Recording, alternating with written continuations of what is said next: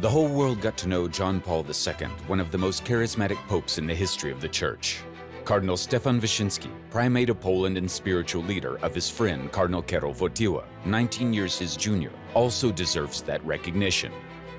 Cardinal Stefan Wyszyński was the leader of the Church of Central and Eastern Europe that created the most effective strategy of resistance by the clergy and the faithful against the pressure of the communists. They not only defended the Church, but also made it the strongest institution in Poland, where the power of the Communist Party could not reach. Catholic Church during the communist period in Poland performed a role similar to what it had done when there was no state of Poland between 1795 and 1918. The Church was the safe deposit box, the repository of national identity. It was the guardian of national culture. It was the guardian of national memory. And it was one of the institutions that kept alive the idea of a true Poland while communism was trying to rewrite the script of Polish history.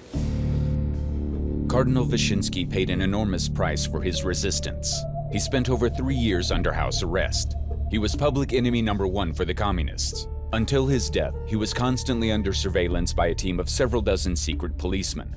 They were following literally his every step, depriving him of any privacy.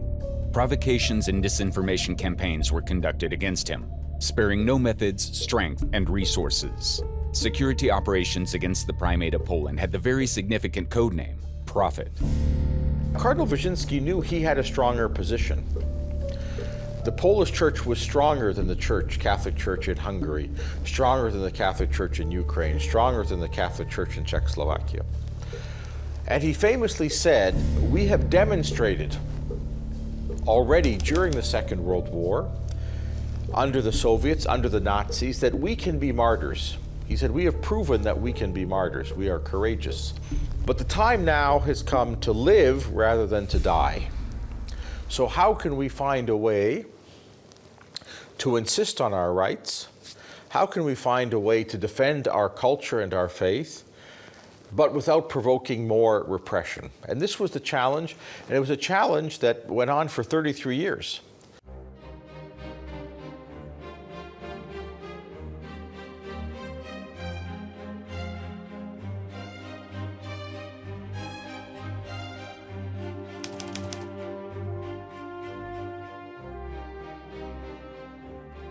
The future Primate of Poland was born in 1901 in a small village, Zuzela.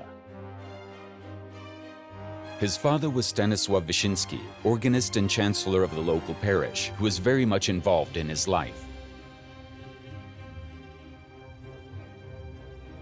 Stefan grew up in an atmosphere of devout Catholic piety, serving at Mass from childhood and participating in parish life at all levels. Marian devotion was of special importance in his home. There were 2 pictures hanging over my bed at home, Our Lady of Częstochowa and Our Lady of Ostrobrama. And although at that time I was not inclined to prayer, always suffering on my knees, especially during the evening rosary, which was the custom of our house, yet after waking up, I would gaze for a long time at the Black Lady and the White Lady.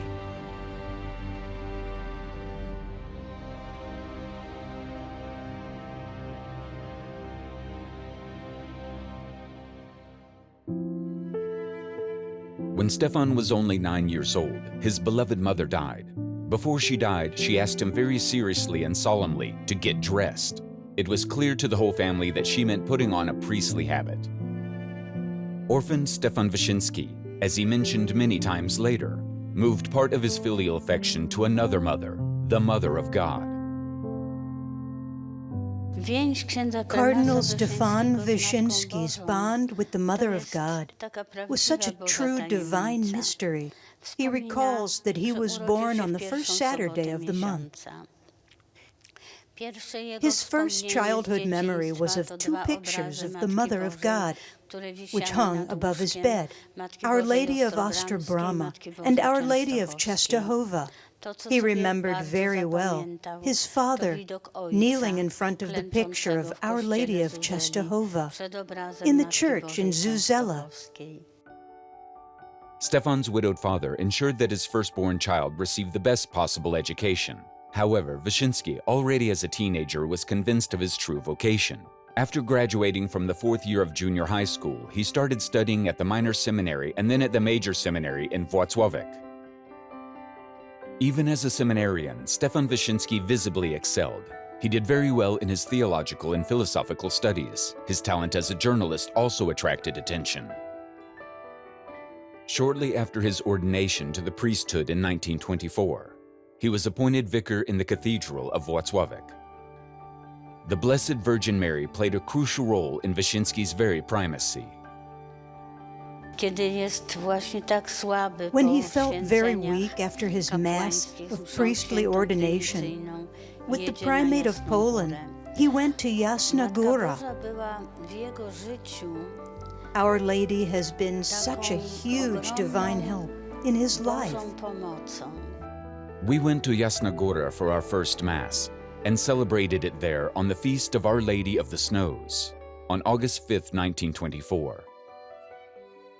We went to Jasna Góra to have my mother stand by me at every Mass, just as she stood by Christ on Calvary. That is how our paths began. They led along the footsteps that Mary had trodden, going before me as light, star, life, sweetness, and hope. As a helper in a difficult situation, almost a nurse and a nourisher. After his ordination, in addition to his ministry as a priest, Wyszyński ran several Catholic periodicals, which were noted for the outstanding level of their content. He studied Catholic social doctrine, as presented in the encyclical Rerum Novarum, which was the Church's response to the most influential ideologies of the 20th century. To do this effectively, he studied the communist way of thinking. The communist attempt to recreate the human condition, to create what they called Homo Sovieticus, Soviet man, was so contradictory to human nature that it was bound to fail in a country like Poland, where there was a true idea of the human person that was being taught, promoted, and lived by the Catholic Church. Stalin famously said that making Poland communist was like fitting a saddle on a cow. That doesn't work very well. On September 1st, 1939, World War II began with the attack of the Third Reich on Poland. The fate of Poland, defending herself against the Germans, was sealed on September 17th, when she was traitorously attacked by the Soviets. The last soldiers of the Polish army surrendered on October 6, 1939. From that point on, Poland was under occupation. But Poles did not lay down their arms. They created the most substantial and powerful resistance movement in German-controlled Europe, while developing the structures of the Polish underground state. The Germans responded with terror and bloody repression. Underground warfare continued uninterrupted in occupied Polish territory. After the outbreak of World War II, Father Wyszyński hid from the Gestapo for several months. In 1942, he assumed the post of chaplain of the famous Institution for the Blind in Laski, while at the same time serving as chaplain of the Polish Resistance Home Army, the Campinos. The second act of the drama took place during the Warsaw Ghetto Uprising and the liquidation of the so-called Jewish quarter. This area was razed to the ground.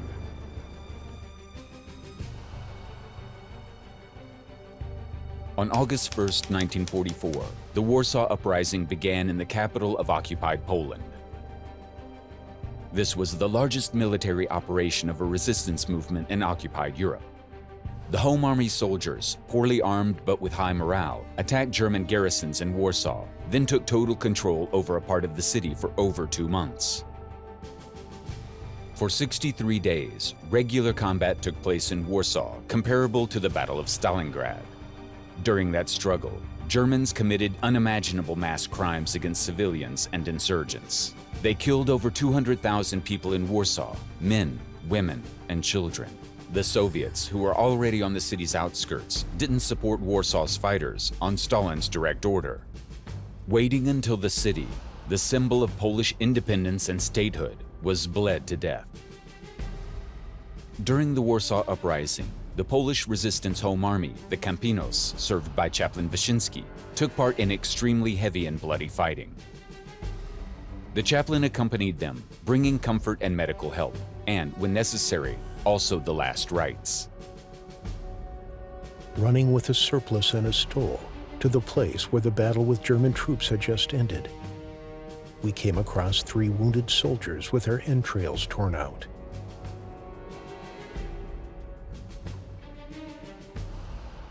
A few years after the war, he personally administered the sacrament of matrimony for the Home Army's liaison officer, whom he had carried in his arms for 4 kilometers to the hospital in Lasky. During the Warsaw Uprising, he saw the Red Army come and stop.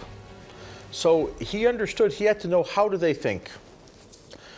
Now, I think as a Christian, he would try very hard not to hate. Jesus says in the gospel very clearly, love your enemies. During that time, an event occurred that had a significant influence on the future cardinal's spiritual formation. From the burning capital city, the wind brought a cloud of half-burned pieces of paper. On one of them was a fragment of text with the words, "Thou shalt love."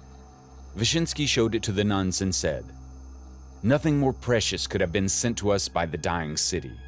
This is the most sacred appeal of the fighting Warsaw to us and the whole world. An appeal and a testament. Thou shalt love." In Lasky, there was a large field hospital of the underground Home Army. Badly injured insurgents were sent there from Warsaw. There were not enough doctors and nurses, so over time, the chaplain began to assist in surgeries. He made no secret that he almost fainted during the first one. However, the daily reality of the insurgents' hospital was dominantly painful and brutal. Young soldiers died at the hands of doctors and their chaplain. The insurgents' experience was fundamental to Stefan Wyszyński's later perception of humanity. The long months of work in the insurgent hospital taught us a great deal. It was more than a university, because it was a deep understanding of your fellow man, something you generally would not learn from books. You acquire respect for a man not when you see him in a heroic position, but when you see a man in anguish. As we walk the streets of the capital today, let us remember that this is the city where more than 300,000 Varsovians died. The best youth washed the pavements of the city with their blood. This is the way of love. There is no love without sacrifice. Through such love, one gains the right to the homeland. That is why the youth were ready for anything. They were able to fight for freedom, and at the same time to protect themselves from hatred. On the Warsaw pavement of the destroyed city, turned into ashes and ruins, Christ remained. He was overthrown, powerless, lying on his cross, but with his hand pointing to heaven for the destroyed capital city, so that it would not stop believing that it could be reborn. Only one thing is needed: hope. Sursum corda, lift up your hearts.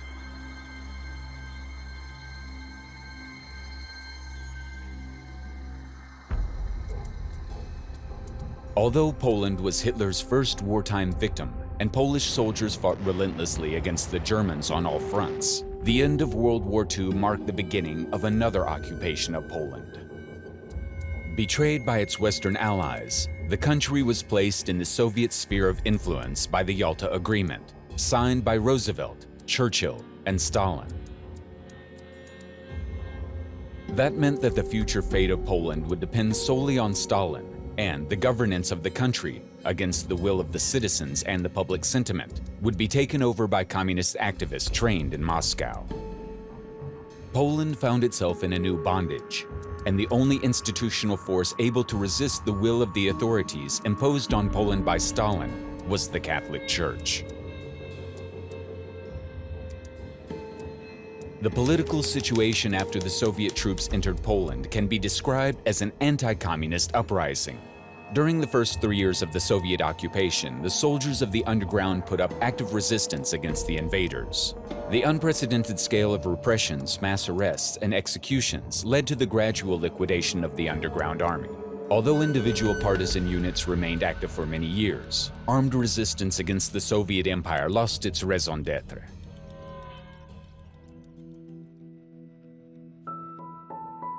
Immediately after the end of the war, Father Stefan Wyszyński continued his ministry where it had begun, in Włocławek. However, his talent and charisma were soon needed elsewhere, and higher up in the church's hierarchy. In 1946, Cardinal August Hlond, the Primate of Poland, ordained him at Jasna Góra as Bishop of Diocese of Lublin. At that moment, the barely 45-year-old Wyszyński became the youngest member of the Polish episcopate. He was afraid to become a bishop. He thought he was unfit, although he was a professor. He preferred to talk to workers. He knew how to do it, and again, he put his faith in the Mother of God. He went to Jasna Góra for his episcopal consecration. He placed an image of Our Lady of Częstochowa in his episcopal crest. In 1948, Pope Pius XII listened to the last will of the Primate of Poland, Cardinal August Hlond, and gave the most important position in the Polish Church's hierarchy to Stefan Wyszyński. From the moment of his appointment, on January 9, 1949, he became the leader of the Polish Church. And he assumed that dignity at the darkest hour in the entire history of Polish Catholicism. The position of the Primate of Poland was almost unique throughout the Catholic world. But it took a certain kind of man to make that role come alive. And Cardinal Wyszyński lived the role of the Primate of Poland in a singularly impressive way, both as a symbol of resistance to communist usurpation of Poland's liberties, and as the man who, by creating the Great Novena, leading up to the millennium of Polish Christianity in 1966, effectively re-catechized the entire country. He had to decide how to defend the rights of the church and the rights of the people without provoking a crisis. In 1948, the communist dictatorship assumed a totalitarian dimension in Poland and began actions aimed at breaking up the strongest institution in Poland still free from communist influence, the Catholic Church.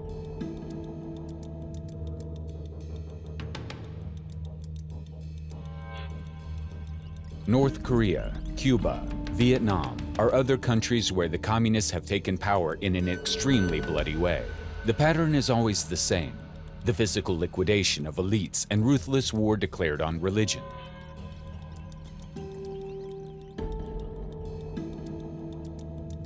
It was no different in Poland.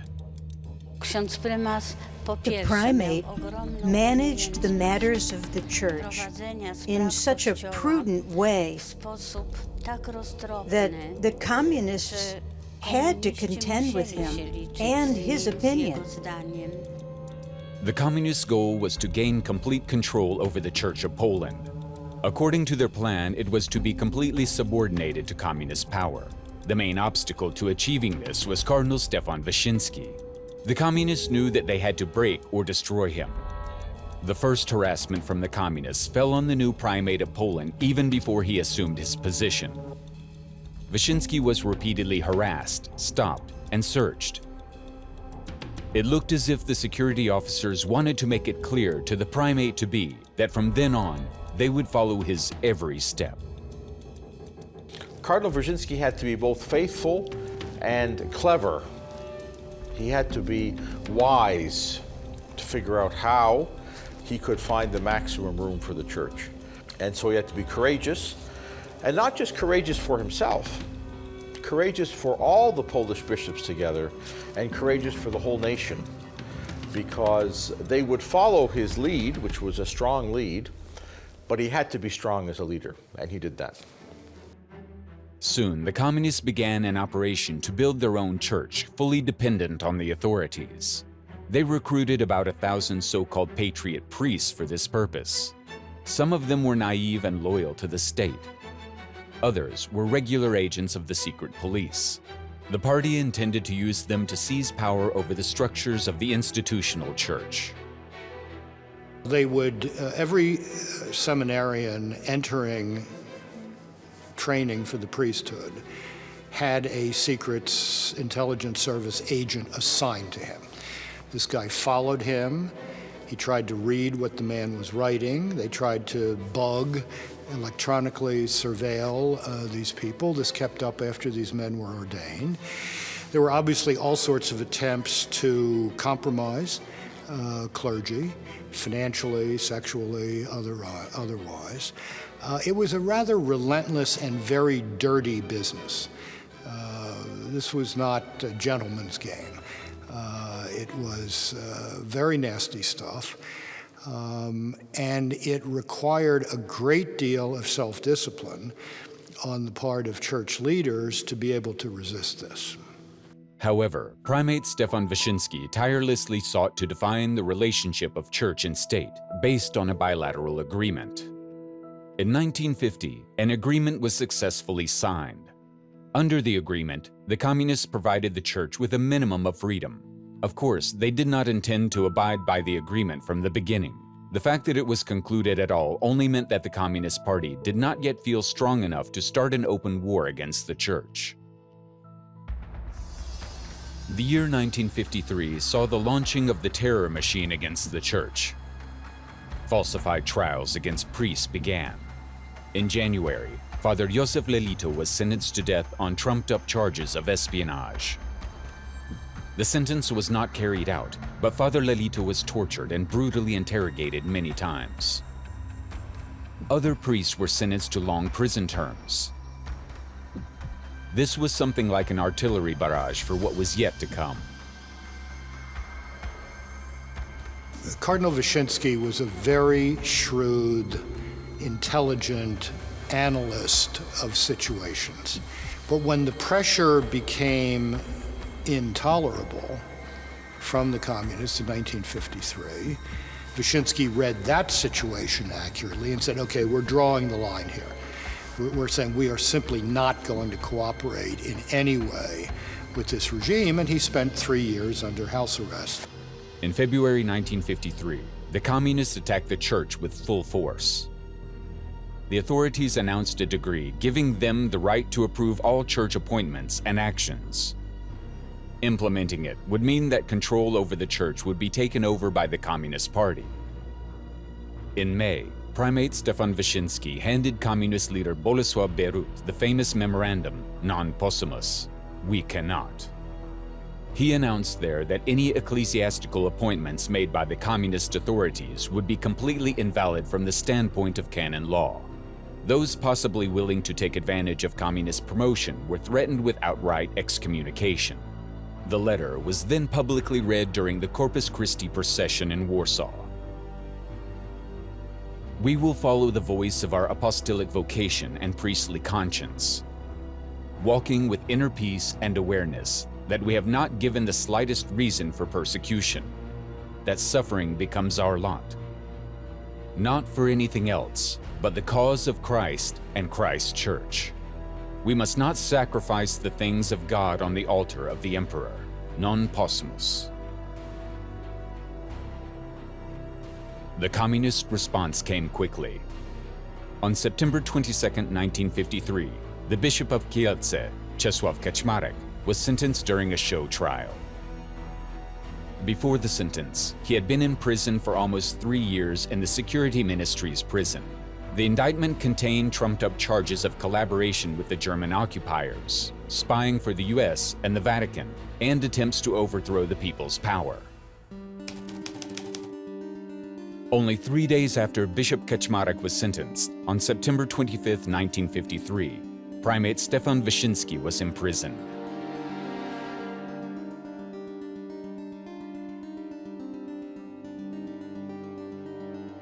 One of the gentlemen took off his overcoat, then removed a letter from his briefcase and opened it, and handed over a paper containing the government's decision of the day before. By this decision, I am to be removed from the city immediately. I will not be allowed to perform any activities connected with the positions I have held thus far. He asked me to acknowledge and sign it. I declared that I couldn't accept that because I couldn't see any legal grounds for the decision.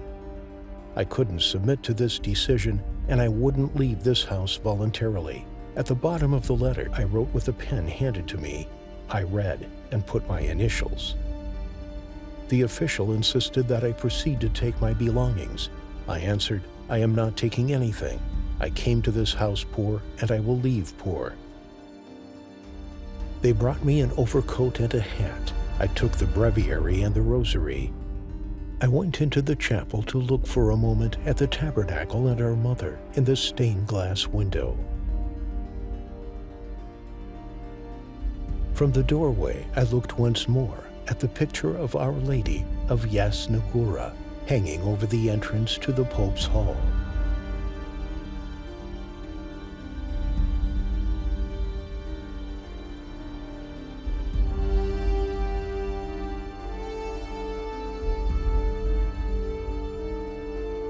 The communists did not dare to lock Wyszyński up in prison, but instead decided on internment. The primate was kept in closely guarded monasteries, being moved several times from place to place. In total, his internment lasted just over 3 years. Under house arrest, not able to exercise, to communicate, and he used that time well, right? He used that time to think about what will I do when I'm released. The interned primate was effectively cut off from the world. He tried to use the time spent in imprisonment as fruitfully as possible. He began to write the Jasna Góra vows of the Polish nation. Imposing on the primate 3 years of forced reflection and isolation did not pay off for the communists. And 3 years is a long time to think about something.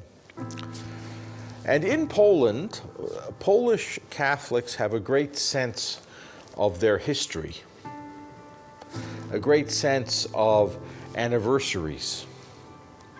That during which he fought through the Great Novena and the celebration of the millennium of Polish Christianity in 1966.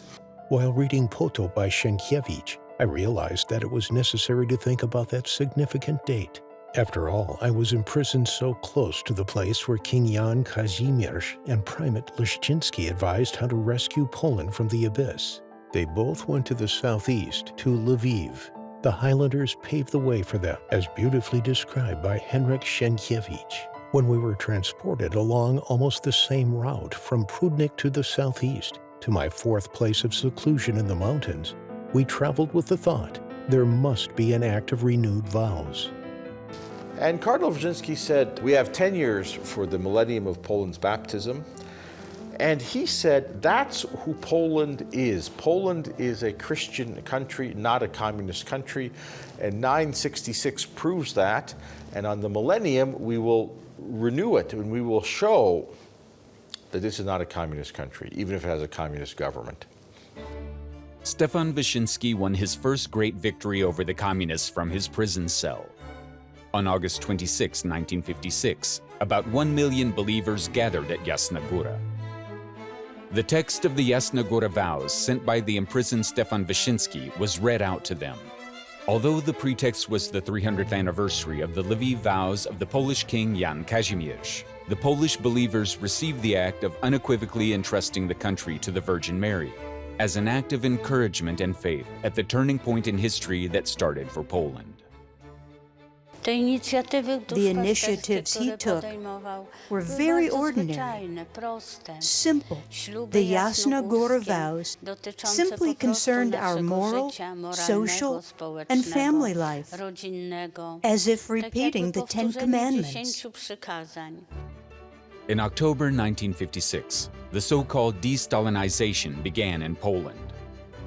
Władysław Gomułka, the new first secretary, took power over the Communist Party and the country. The party needed to improve public sentiment and its image. Political prisoners were released from prisons, and the propaganda machine promised changes for the better. The course towards the church also changed. Primate Stefan Wyszyński was released from internment. At the same time, other priests were released from prison. It did not mean, however, that the authorities suddenly decided to normalize their relations with the church. The entire security apparatus was directed against them. For the secret police, the security service, the church was the crucial target. They spied on priests and bishops in every possible way and conducted provocations and disinformation campaigns. They placed dozens of informers in Cardinal Stefan Wyszyński's entourage, who provided very detailed information about the primate. The reports included descriptions about how his writing utensils were arranged on his desk, what he ate, as well as precise information about his current state of health. The files included detailed floor plans of the rooms he stayed in, reports of his conversations with colleagues and visitors, and, eventually, meticulously typed transcripts of all his public appearances. He came to embody the resistance of the church because he was so formidable, strong. In that situation, he believed you don't want somebody who's going to be jolly. You want somebody who's going to communicate strength. And when he's talking to 500,000 people at Częstochowa, doesn't make any difference whether there's radio or television, they're all seeing it. They're telling other people about it. And they're seeing a leader who is not going to bend, who will defend them all the way. It's very difficult. How do you communicate with your people when the communist regime controls all the mechanisms? Cardinal Wyszyński had thousands and thousands and thousands of parishes, tens of thousands of priests, sisters. And this was a vast network, well organized. The word could come through the bishops, the priests, the people who were looking for the truth. Immediately after his release from confinement, Primate Stefan Wyszyński began long and extensive preparations for the celebration of the most significant anniversary in the 20th century history of Poland, occurring 10 years later, namely, the millennium of the baptism of Poland and the creation of the Polish state. The millennium was to be a time of unification and spiritual renewal of the Polish Church, and the primate decided to ground its spiritual dimension on the exceptionally ingrained Marian devotion in Poland. The Black Madonna, Our Lady of Częstochowa, had become over centuries a symbol of Poland, the nation. Wyszyński understood that. He had a very deep Marian piety himself. In 1956, during the annual procession of the image of Our Lady of Częstochowa on the ramparts of Jasna Góra, the faithful gathered there began to exclaim, "Mother, come to us." The prior of the Jasna Góra monastery immediately wrote about it in a letter to Cardinal Stefan Wyszyński. The primate quickly found an answer to the requests of the devotees. Yes, the Mother of God could come to them. That is how the idea of pilgrimage of the Holy Image was born, that is, in visits to parishes in various dioceses throughout Poland. They set the plan of that journey for almost 10 years. It was to end during the millennial celebration, and it began in August 1957. There would be hundreds, thousands, tens of thousands. It was for 9 years, every week, every month, a way of showing that this was not a communist country. The pilgrimage of the image of Our Lady of Częstochowa evokes strong emotions among the faithful and has become a great celebration for many years. The painting has a special meaning in Polish Catholicism. The monastery at Jasna Góra, its place of origin, is the destination of annual pilgrimages in August. Millions of people have traveled and continue to travel on foot from all over Poland only to stand at the feet of the Blessed Mother. But when Primate Stefan Wyszyński had the image travel around the country, something quite extraordinary happened. Now it was Mother Mary who journeyed to her faithful. That had a powerful symbolic meaning for them. The faithful drew encouragement and strength from the pilgrimage. In each successive parish, the appearance of the image attracted praying crowds. The genius, the brilliance of sending the Black Madonna on pilgrimage around the country during the Jubilee celebrations in 1966. And then when the communists, in effect, arrest Our Lady and send her back to Częstochowa, he sends the empty frame around. This was a man who knew how to touch the hearts of his people, for whom this devotion was a great part of their national identity, as well as say to this really vicious regime, there's nothing you can do that can really stop us. We'll figure some way to be ourselves. The tour of the painting of Our Lady of Częstochowa lasted for years, but the communists decided to end it in 1966. So-called arrests over the image began and happened several times. The communist police stopped the cars which transported the painting or those in which the primate or the bishops traveled. Once they forced the motorcade to take a different route. Another time, communist police tied up the painting with ropes on a truck.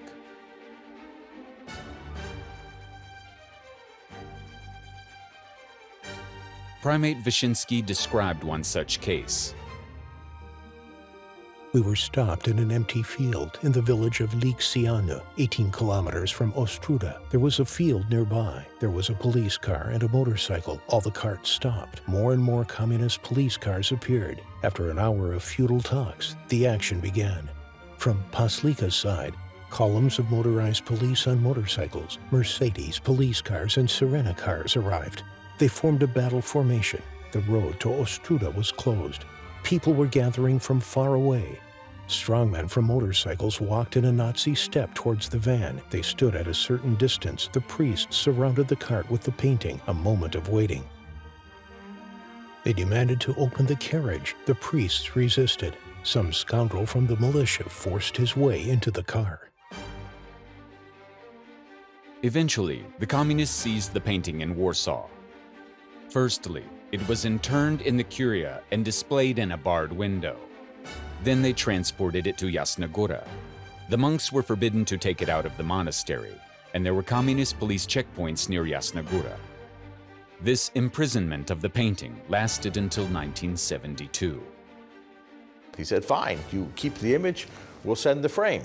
And then when the frame goes from parish to parish, the people not only gather, but then it's evidence how foolish are these communist regimes that they won't allow us even to have the image of Our Lady from Częstochowa.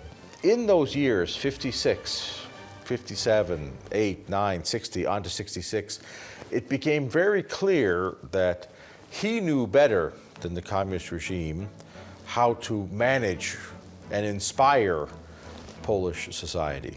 That pilgrimage, that preparation for the great millennium of Polish Christianity, the baptism in 1966, of course, reawakened the idea that Poland was a free country under a communist regime. It was not a communist country. The year 1965 was another turning point and another date in the 20th century history of Poland. On Wyszyński's initiative, a letter was sent from the Polish to the German bishops. "We forgive and ask for forgiveness" was published. It was an act of extraordinary courage, initiating Polish-German reconciliation 20 years after the end of the Bloody War, during which the Germans committed unimaginable crimes in Poland. The communists did not forgive the primate for publishing the letter. The first secretary of the Communist Party shouted in his speech about the chairman of the Polish episcopate being limited and deprived of national state-mindedness. The hysteria of the communists didn't help. The celebrations of the millennium of the baptism of Poland, preceded by the pilgrimage of the copy of the painting of Our Lady of Częstochowa, turned out to be a spiritual and symbolic victory of the Polish Church over the communists. The authorities never again dared to confront the Church with open force. But this didn't mean that the security stopped persecuting priests, bishops, and the primate. The courage of Cardinal Stefan Wyszyński and the firm stance of the Polish Church did not remain without influence on Polish society. Protests against the communist regime broke out regularly. 1956, 1968, 1970, 1976 were successive dates of bloodily repressed social revolts. Poles were still desperately looking for a way to freedom, and the foreign ideology imposed on them was maintained by tanks, which regularly took to the streets. The communist war against the leadership of the Catholic Church in Poland was relentless. There was an entire department of the Służba Bezpieczeństwa that was dedicated to what was called disintegrating the Catholic Church. This was very serious business, and both Wojtyła and Wyszyński understood that they had to be very careful about how they dealt with their associates and how they dealt with each other. Now, neither one of them was afraid to say bold things in public, and did so, particularly Wojtyła here in Krakow during the Corpus Domini processions every year. But this was a real war. From the end of the 1950s, the star of Karol Wojtyła, first Bishop of Krakow and later Archbishop and Cardinal, was shining more and more brightly in the Polish Church. Charismatic, expertly communicating with crowds and the media, open, resilient, and very young for a bishop, Karol Wojtyła was very different from the primate, while becoming equally popular among the faithful. These were ideal conditions for a peaceful rivalry between two natural leaders of one organization. But such a competition between them never took place. Cardinal Wyszyński became a bishop at a very young age, 45. He became primate of Poland at the age of 47, 48. I think that made him open to an even younger bishop. Karol Wojtyła became a bishop at 38. He became Archbishop of Krakow at 43 years old. So I think he was open to this different kind of bishop, different kind of cardinal in Krakow. Wyszyński came to understand Wojtyła was a much shrewder political actor, public figure, than he had imagined, that Wojtyła was not going to let a millimeter of distance appear between himself and Wyszyński, because that was the communist strategy, divide and conquer. And that publicly he would be totally supportive of the primate as the unique figure in the Polish Church for its relationship with the government. And Wyszyński came to appreciate that. What united them above all was looking in the same direction, such total devotion to God, concern for man, for the Church, and finding this power that is Our Lady. The authorities tried to play a game between Cardinal Wyszyński and Cardinal Wojtyła and wanted to drive them apart. But there was a document in which they wrote, Wojtyła would never go into open battle with Wyszyński. Communists tried to divide them by telling Cardinal Wyszyński he couldn't leave Poland. He was not usually given permission to travel, very rarely. And they'd give permission to Cardinal Wojtyła. He went to Australia, he went to Canada, he went to the United States, he traveled in Europe. The idea being, we'll try and, create tension. Cardinal Wojtyła would not permit that. Cardinal Wyszyński appreciated that loyalty of Cardinal Wojtyła. In 1963, an unusual event took place, according to many, a miracle. The primate and Bishop Karol Wojtyła celebrated the coronation ceremony of the local statue of Our Lady in the sanctuary of Ljubit ćeš. During the ceremony, the royal scepter slipped out of the hands of the Virgin Mary. However, just before hitting the ground in front of everyone, no one but the young Bishop Wojtyła managed to catch it.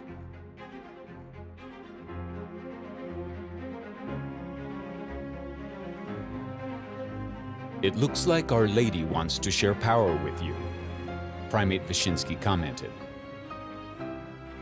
After 15 years and the election of Karol Wojtyła as Pope, most Polish Catholics accepted those words to be at least prophetic. Cardinal Stefan Wyszyński quickly saw the Bishop of Krakow as the ideal candidate for his successor.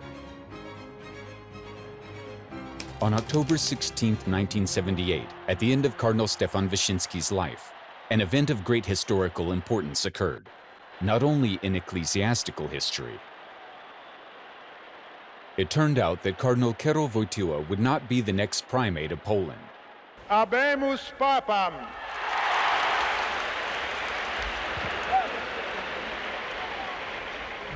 Eminentissimum ac reverendissimum Dominum Carolum Sancte Romane Ecclesiae Kardinalem Wojtyła. In the words he spoke after his election, "My beloved primate, let me only say what I think.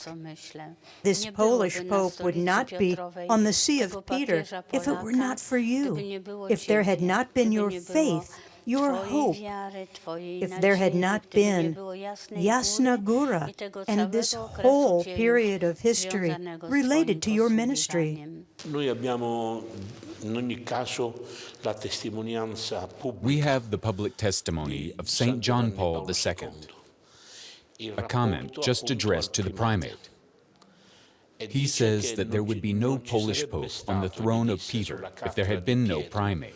Un papa polacco se non ci fosse stato il primate. That is a very significant sentence. Molto importante. We know that none of us fully shares the view of the other person.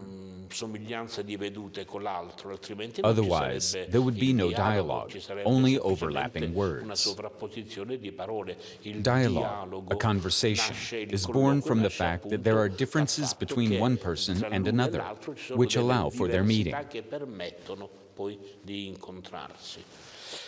The fact that Wojtyła in gestures and words showed gratitude, respect, even reverence, speaks volumes as a testimony. Questo dice molto anche come testimonianza.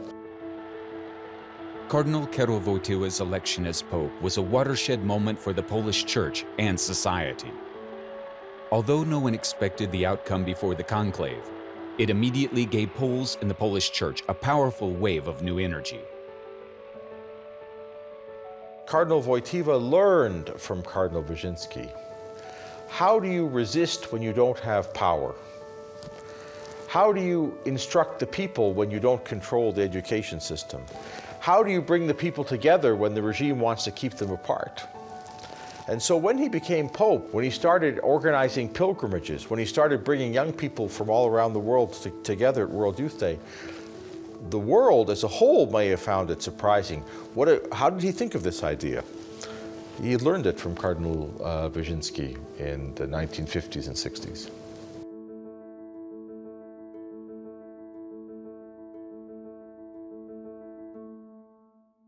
The first pilgrimage of the Holy Father to Poland was an incredible experience for the primate. The primate was simply pale because of that experience, pale from his concern that nothing would happen to the Pope, that he should endure this hardship, that no one would harm him. He just followed the Holy Father like a mother follows a child who is learning to walk, so that, heaven forbid, he wouldn't break his knee. It was such incredible human love and care.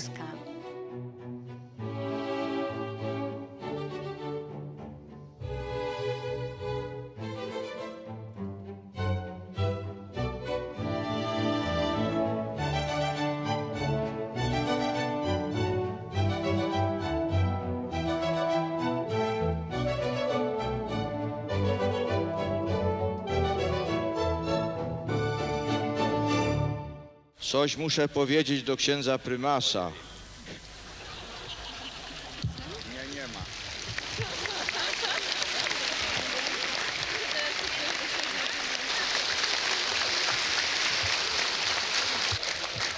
Niech żyje prymas! Niech żyje prymas! Niech żyje prymas! Niech żyje prymas! Niech żyje prymas! Niech żyje prymas! Niech żyje prymas! Niech żyje prymas! When Stefan Wyszyński began his mission as primate, the Polish Church stood on the precipice, and the communists were preparing to crush them. Now, nearly 30 years later, the Polish Church was more powerful than the Communist Party because she ruled over souls and consciences in Poland. It was the work of Cardinal Stefan Wyszyński. I think he was, shall we say, a priest of that particular historical moment. When I was young, we didn't know the names of other clergy or bishops in Poland. We knew the name of the primate. I was a young seminarian, but we didn't know about Wojtyła, an important figure. That only became clear after he was elected to the chair of St. Peter. Meanwhile, Wyszyński didn't need to be a pope to be known. He was known because he was loved. Because if they didn't love him, they wouldn't talk about him. This means that he was loved not only during his life. On May 13th, the primate, who was already very ill, learned about an attempt on the life of the Holy Father. He shrank when he heard about it. He bent over and said, "I was always afraid of that." He went so courageously to the people.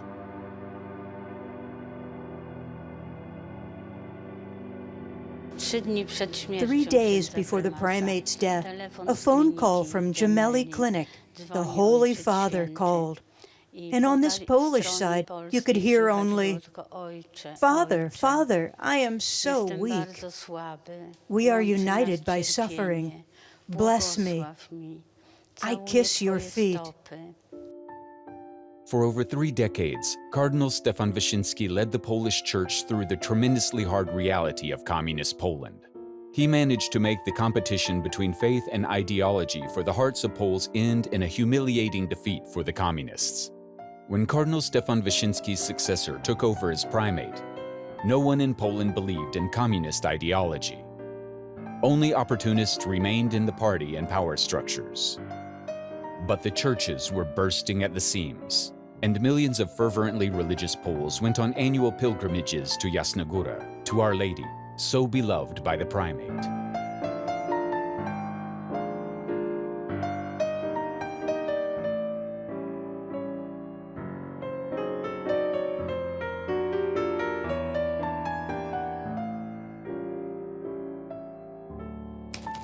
Cardinal Stefan Wyszyński died less than 3 years after the election of the Polish Pope in May 1981. He still lived to see the moment of the creation of the Solidarity movement, and Poles began their road to freedom, using both the energy given to them by John Paul II and the patterns and conditions built by their great primate.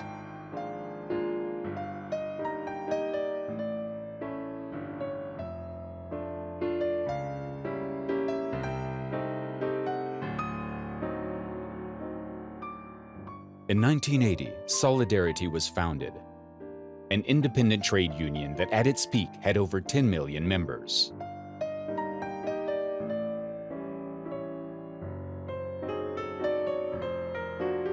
And even though the communists decided to impose martial law in Poland on December 13, 1981, to once again suppress the rebellion with military force, the dominoes started to move. 8 years later, the countries of Eastern Europe threw off the yoke of communism. There would not have been the fall of the Berlin Wall without solidarity. There would not have been solidarity without John Paul II. There would not have been John Paul II without Cardinal Stefan Wyszyński.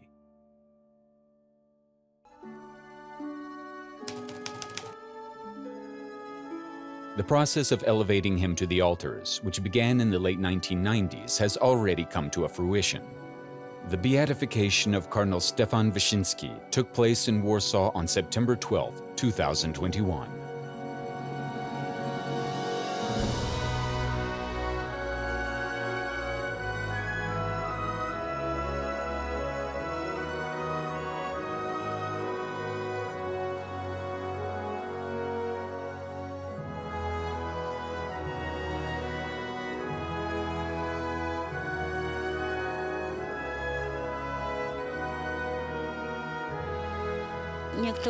Some people say, "I wish there were such a man now."